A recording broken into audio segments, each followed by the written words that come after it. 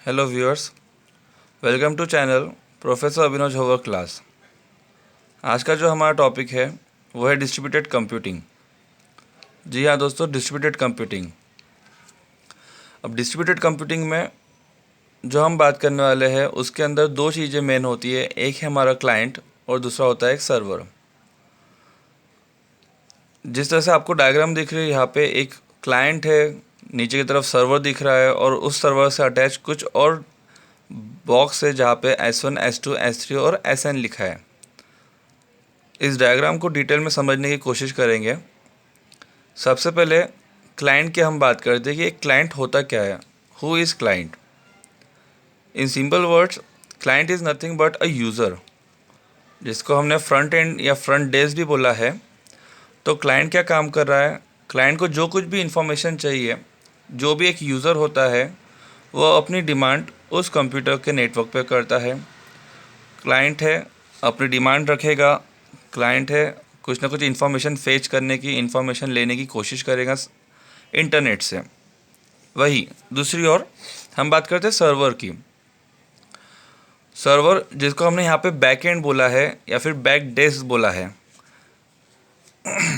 एक चीज़ और यहाँ पे मेंशन करना चाहूँगा, फ्रंट एंड हमारे को हमेशा दिखता है, यूज़र हमें दिखता है कि क्या काम कर रहा है, क्या इन्फॉर्मेशन वो पुट कर रहा है उस बॉक्स के अंदर, क्या इन्फॉर्मेशन वो चाहता है इंटरनेट से, ये हमारे को सबको दिखता है। लेकिन सर्वर ये बैकएंड क्यों कहलाता है? क्योंकि सर्वर कैसा काम करता है, कितने सर्वर से और मिलता है, अब हमने डाली इन्फॉर्मेशन और कहाँ कहाँ पे जा रही है, ये हमें नहीं पता। That's why we call server as a backend desk. So basically whatever information we want from internet, those all information goes to your main server, and main server divide all those information into number of block to another servers to whom it is connected.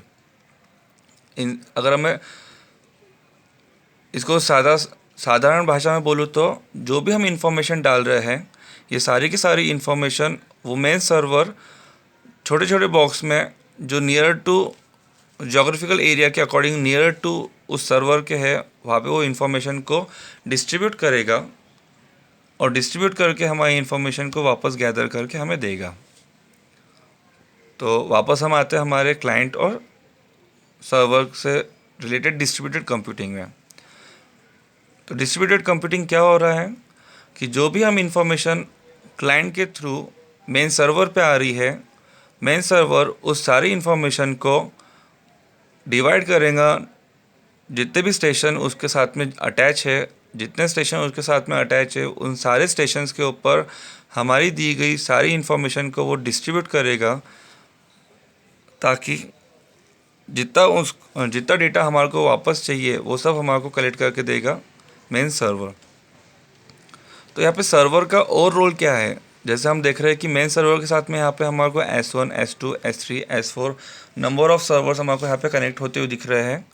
तो ये servers क्या कर रहे हैं? तो ये servers एक main server के बिहाफ में या फिर एक क्लाइंट के बिहाफ में वर्क कर रहे हैं आने वाली सारी इन्फॉर्मेशन के ऊपर प्रोसेस करने के लिए, ताकि उस इन्फॉर्मेशन के रिगार्डिंग जितनी इन्फॉर्मेशन अवेलेबल है उस पर्टिकुलर सर्वर पे या उस सर्वर से अटैच नंबर ऑफ़ सर्वर्स पे, वो सारी की सारी इन्फॉर्मेशन हर सर्वर गैदर करेगा। जैसे कि अगर हम बात करें सर्वर S1 पे, तो यहाँ पे इस S1 के पास में अपने कुछ सर्वर्स होंगे, S2 के पास में अपने सर्वर्स होंगे, S3 के पास में, उसी तरह से Sn के पास में।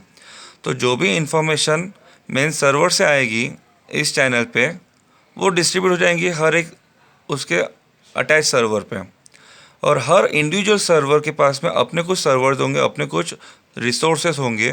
वो सारी इन्फॉर्मेशन इंडिविजुअल सर्वर्स अपने रिसोर्स सर्वर्स पे अपलोड करेगा।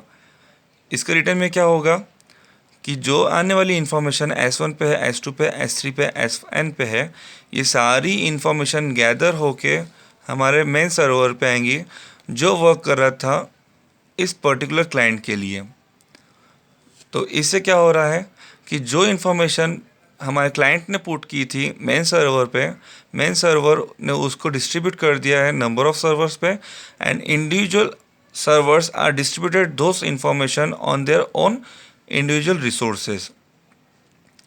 इसका क्या प्रॉफिट हो रहा है, या इससे क्या हो रहा है, इससे लोड बैलेंस हो रहा है। नेक्स्ट कंसेप्ट क्या है, लोड बैलेंसिंग। लोड बैलेंसिंग से क्या होगा कि जो इन्फॉर्मेशन आपने पुट करी है वो इजीली आपके हर सर्वर पे डिस्ट्रीब्यूट हो जाएगी, जिससे आपका मेन सर्वर कभी भी ब्रेकडाउन पे नहीं जाएगा। मेन सर्वर ब्रेकडाउन पे जाएगा नहीं जाने से क्या होगा कि आपका मेन सर्वर जब तक आप पुरानी रिक्वेस्ट को सर्विस प्रोवाइड कर रहा है, जब तक पुरानी रिक्वेस्ट के ऊपर प्रोसेसिंग कर रहा है, उतने देर में मेन सर्वर आपकी न्यू रिक्वेस्ट को एक्सेप्ट करने के लिए रेडी रहता है। जो भी क्लाइंट की तरफ से नेक्स्ट रिक्वेस्ट अगर आती है तो मेन सर्वर उस रिक्वेस्ट को भी एक्सेप्ट करने के लिए रेडी रहता है, उसका प्रोसेसर अवेलेबल रहता है, उसका मेमोरी उतना फ्री रहता है। इसके वजह से आपका मेन सर्वर इजीली वर्क कर सकता है, और सर्वर जो उस मेन सर्वर से जुड़े हुए होते हैं वो छोटी छोटी इन्फॉर्मेशन को गैदर करते हैं, और लोड बैलेंस होने की वजह से उनका वर्किंग बहुत इफ़िशेंट रहता है। साथ ही साथ लोड बैलेंसिंग से एक चीज़ तो हमने देखा कि हमारे जो जितने भी सर्वर्स है वो फ्रीली वर्क करते हैं, उनके पास में मेमोरी अवेलेबल रहती है अनदर रिक्वेस्ट को प्रोसेस करने के लिए।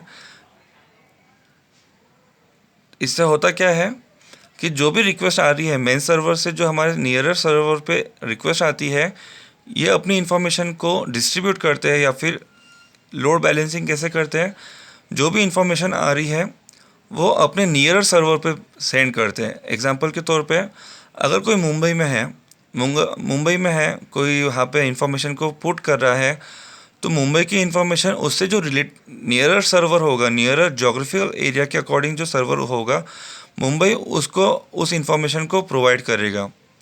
ऐसा नहीं हो सकता है कि मुंबई ने वो इन्फॉर्मेशन सीधा अमेरिका को भेज दिया, या मुंबई ने वो इन्फॉर्मेशन लंदन के पास भेजी है। सबसे पहले जो मेन सर्वर होगा, मेन सर्वर के नियरर से सर्वर होगा, और वो भी आइडल सिचुएशन में, जिसका वर्किंग हो चुका है या जो रेस्ट पीरियड में है, सबसे पहले उनको भेजा जाएगा। उनके बाद में सेकंड सर्वर, सेकंड से थर्ड सर्वर, थर्ड से फोर्थ सर्वर। फर्स्ट सबसे नियरर होगा, then second nearer, third nearer and far one. इससे लोड बैलेंस भी हो रहा है, हर सर्वर को अपना वर्किंग कैपेसिटी मिल रहा है, हर सर्वर के पास में अपना मेमोरी कैपेसिटी जनरेट हो रहा है। और सेकंड चीज़ क्या होगा कि जब हर सर्वर के पास में अपनी इन्फॉर्मेशन गैदर हो जाएगी, सो जिस सिंक्रोनाइज वे में इन्फॉर्मेशन आपकी डिस्ट्रीब्यूट हुई थी, उसी सिंक्रोनाइज वे में इन्फॉर्मेशन गैदर होती जाएंगी।